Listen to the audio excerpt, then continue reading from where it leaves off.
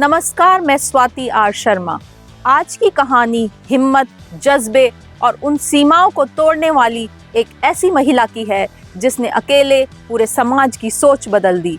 एक रूढ़िवादी मुस्लिम गांव में लड़कियों का खेलना कल्पना से भी परे था। वहां जीनत ने विरोध, आलोचना और यहाँ तक कि फतवे के बीच खड़े होकर रास्ता बनाया। दबाव था कि वो चुप रहें, घर में रहें, लेकिन उसने आगे बढ़ने का फैसला किया।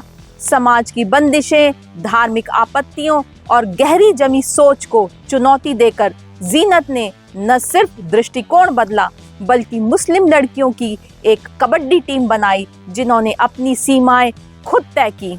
जो गांव कभी अपराध और डर के लिए जाना जाता था, आज वही गांव खेल उपलब्धियों के लिए पहचाना जाता है। जो लड़कियां कभी मैदान तक नहीं पहुंचने दी जाती थी, आज वही खेल कोटे से सरकारी नौकरियां पा रही हैं और अपने समाज का नाम रोशन कर रही हैं। यह सिर्फ खेल की कहानी नहीं है, यह सशक्तिकरण, संघर्ष और साहस से लिखी गई क्रांति की कहानी है जिसे एक दृढ़ नारी ने नेतृत्व दिया। चलिए मिलते हैं तावली गांव मुजफ्फरनगर की जीनत चौधरी से।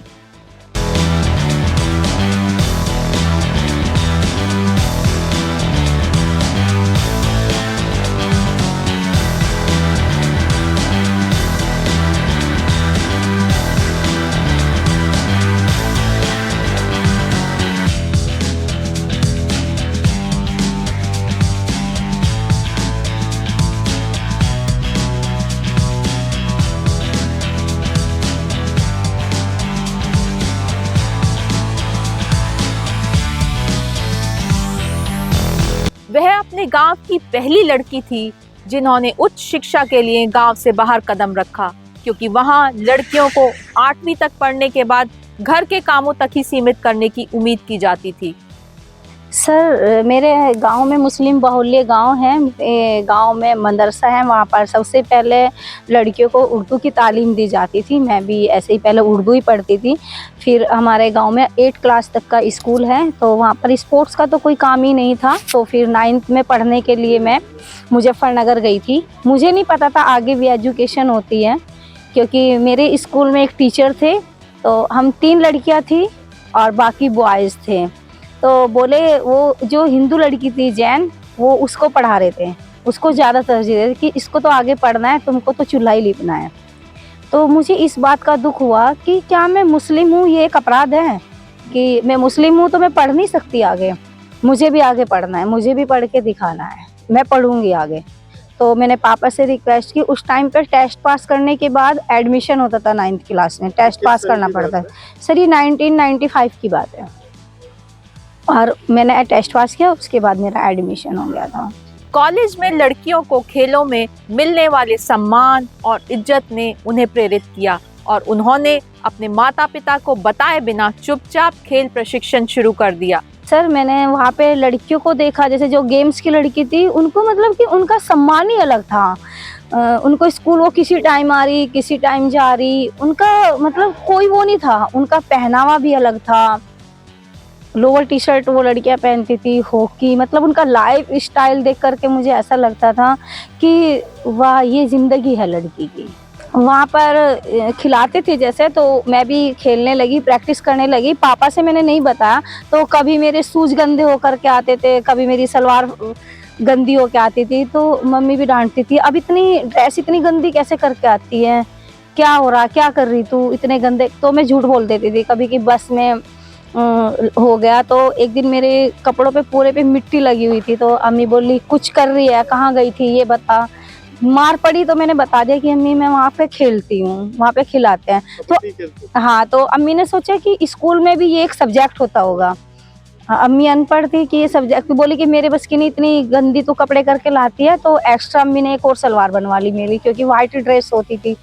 फिर मैं कलर कपड़े ले जा कर के मैंने मैम से बात की कि मैम मुझे पिटाई होती है, डेली मेरी मम्मी मेरे कपड़े नहीं धो पाती, खुद तो कपड़े नहीं धोती थी मैं।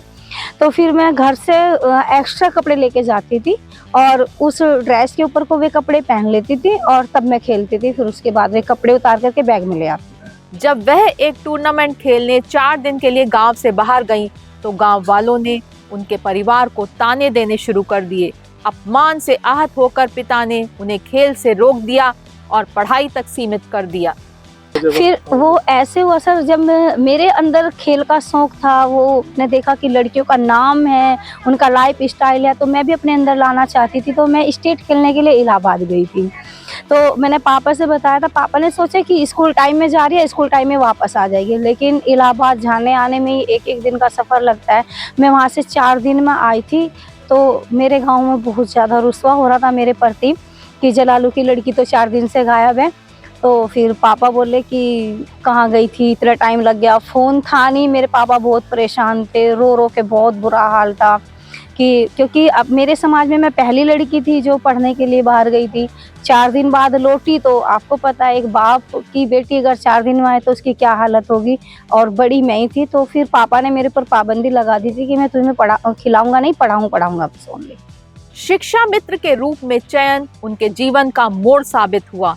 इस भूमिका ने उन्हें गांव की लड़कियों तक पहुंचने, उन्हें शिक्षा के लिए प्रेरित करने और धीरे धीरे मैदान तक लाने का अवसर दिया। कदम दर कदम उन्होंने दृढ़ निश्चय लड़कियों की कबड्डी टीम तैयार की। फिर 2002 में गांव में शिक्षा मित्र रखे गए थे कि जो गांव में जिस बिरादरी का प्रधान होगा, महिला होगी तो महिला, पुरुष होगा तो पुरुष, और जिस बिरादरी का होगा उसी का ही शिक्षा मित्र। एक वैकेंसी आई थी टीचर की, तो वो मुझे उसमें मेरा सिलेक्शन हो गया। और मैं, क्योंकि मुड़े जाट सैयदा प्रधान थी और मैं भी मुस्लिम जाट से ही जीनत चौधरी थी, तो मैं ही उस गांव में पहली लड़की थी जो इंटर पास थी। तो सिलेक्शन मेरा ही होना था। तो मुझे मौका मिला पढ़ाने का, तो मैंने अपने गांव की सबसे पहले शिक्षा पे ध्यान दिया, अपनी गांव की लड़कियों को घर घर जाके कि नहीं, लड़कियों को पढ़ाओ, पढ़ाई अच्छी है, इससे समाज का ज्ञान होता है, ये सब चीज़ें मैंने बताई। तो लड़कियों को पढ़ाना जो टीस मेरे मन में थी उस टाइम की, तो फिर मैंने 2003 में ग्राउंड स्टार्ट कर दिया। लड़कियों को स्कूल में ही खिलाना शुरू कर दिया। पहले एक्सरसाइज कराती थी हल्की हल्की, बोलते थे कि भैया मैं पीटी या बेसिक शिक्षा विभाग में, ऐसे ही सोचते थे।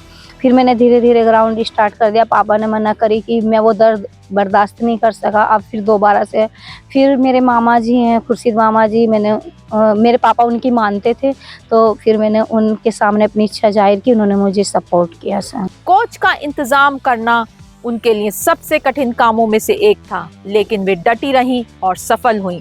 शुरुआत में लड़कियां सलवार सूट में खेलती थीं, फिर उन्होंने अपने भाइयों पड़ोसियों से उधार लिए गए लोअर पहनकर अभ्यास शुरू किया।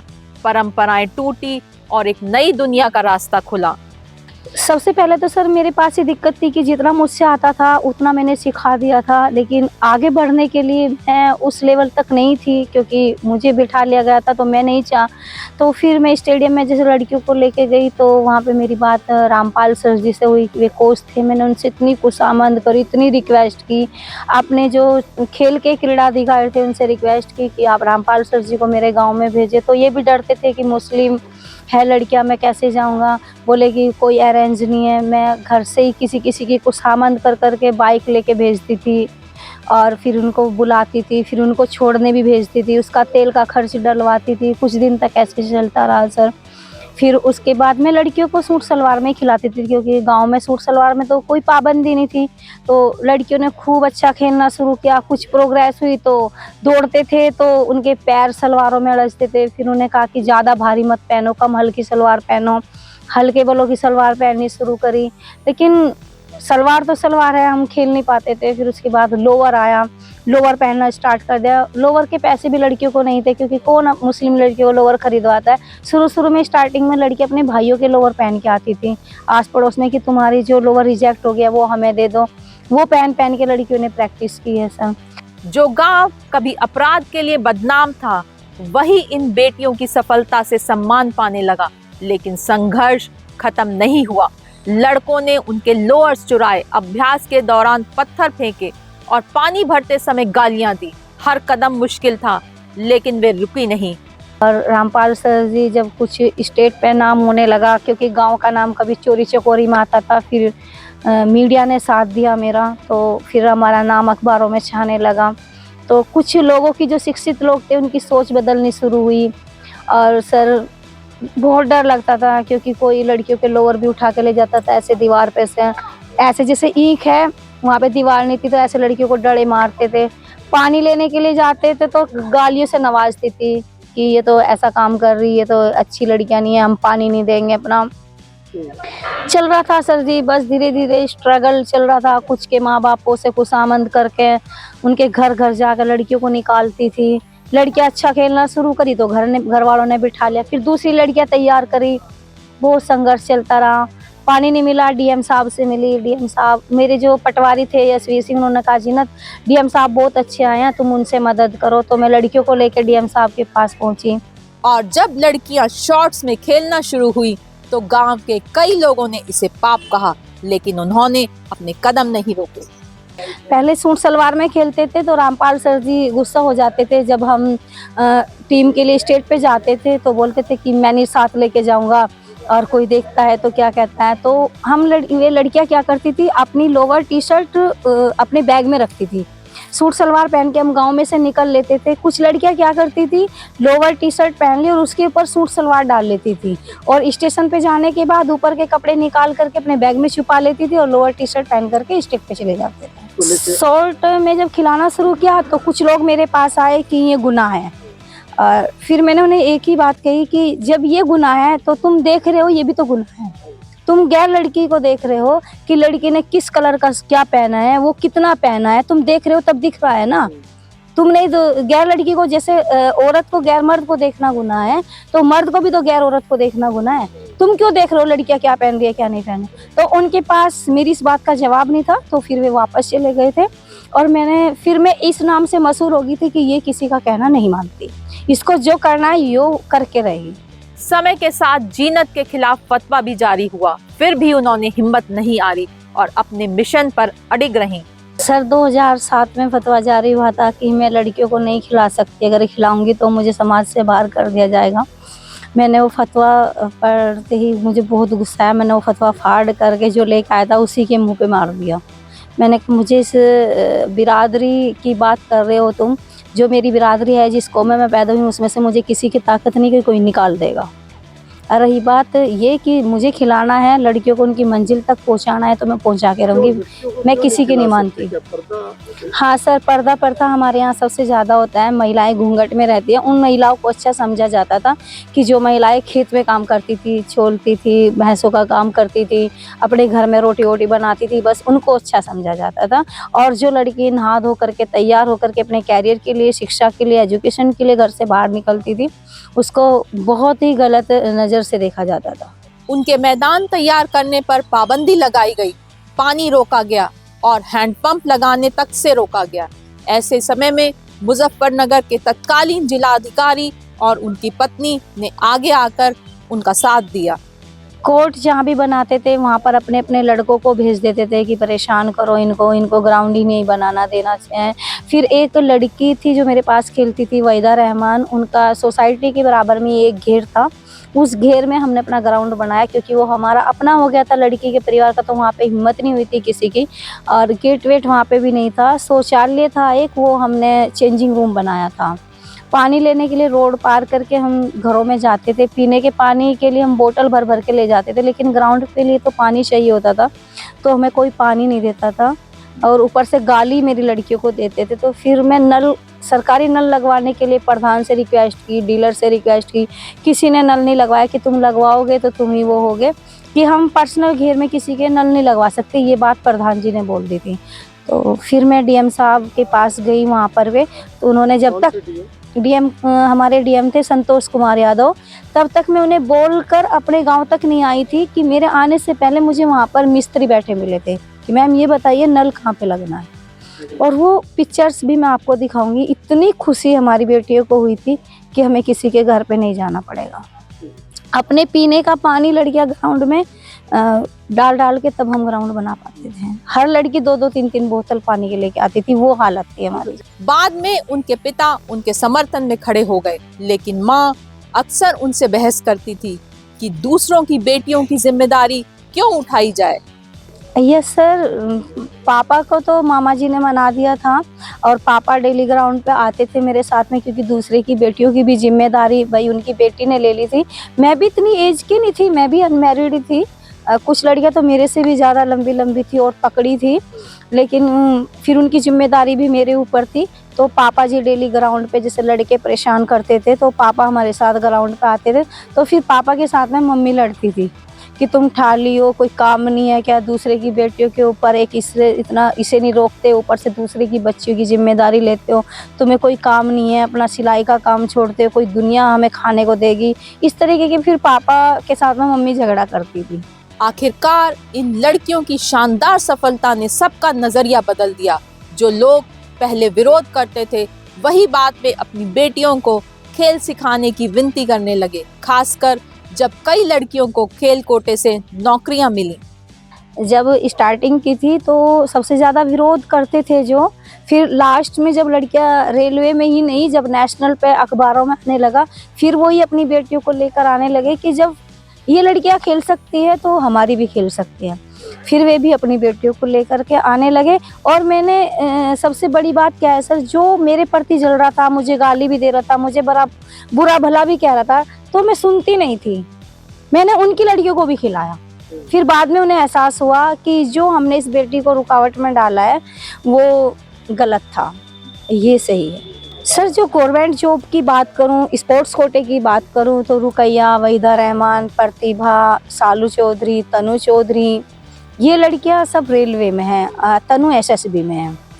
और जो बाकी लड़कियां हैं जो गेम्स की थी वो सिविल डिफेंस में, मतलब सभी ने अपना कैरियर बना रखा है, कुछ ना कुछ जॉब करती रहती हैं। यह आंदोलन सच्चे अर्थों में महिला सशक्तिकरण का प्रतीक बना, केवल नारों में नहीं बल्कि संघर्ष और उपलब्धियों में। क्योंकि नारी सशक्तिकरण एक शब्द है, लेकिन वो नारी सशक्त कब होगी, जब वो स्वावलंबी होगी, आत्मनिर्भर होगी, सेल्फ डिपेंड होगी वो। और वो एजुकेशन के बिना नहीं, वो क्षेत्र अलग अलग है, कोई शिक्षा के क्षेत्र में भी, कोई स्पोर्ट्स के क्षेत्र में भी, कोई किसी अपना सेल्फ रोजगार करके डेवलपमेंट करके भी महिलाएं सशक्त हो रही है। महिला सशक्त तब होगी जब वो सेल्फ डिपेंड होगी, मैंने आपको बताया। तो अलग अलग क्षेत्र में भी हमारी लड़कियां काम कर रही है, यूपी पुलिस में भी है, कोई डॉक्टरी लाइन में जा रही है, लेकिन शिक्षा के बिना नहीं है ना। सबसे पहले हर डेवलप होने के लिए, आत्मनिर्भर बनने के लिए हमें एजुकेशन ज़रूरी है। और जब हम स्पोर्ट्स में आते हैं तो एजुकेशन ज़रूरी है। जो लड़कियों को लेके आते थे मेरे पास, वो सिर्फ उर्दू पढ़ी हुई होती थी, स्कूल पढ़ी हुई नहीं होती थी।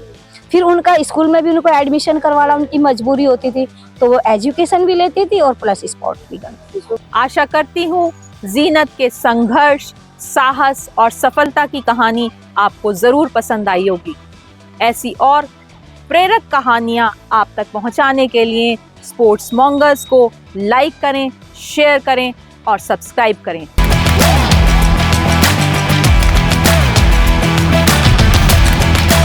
This inspired you? Like, share and subscribe Sports Mongers, your home for Indian sports stories that matter.